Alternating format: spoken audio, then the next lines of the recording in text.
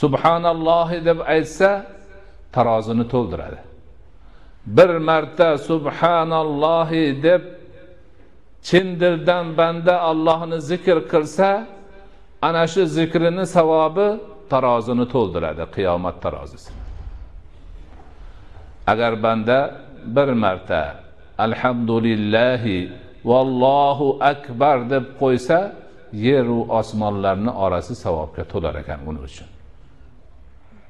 Qarang. Boshqa hech narsaning keragi yo'q. O'tiribmiz oddiy holatda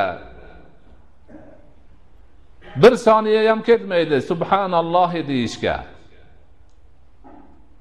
Tarozini savobga to'ldirib olamiz. Valhamdulillahi vallohu akbar deyishga hech qanday vaqt, harakat, juhd, mashaqqat yo'q. Savob to'la. To'lganda ham osmonlar va yerni orasi to'la. Mana shunday buyuk baxt bor, ulkan saodat bor. Cheki yo'q savob bor, lekin biz vaqtimizni g'iybat bilan o'tkazamiz. Bo'xton bilan o'tkazamiz. Behuda so'zlar bilan o'tkazamiz. Har xil bo'lmag'ur gaplar bilan o'tkazamiz.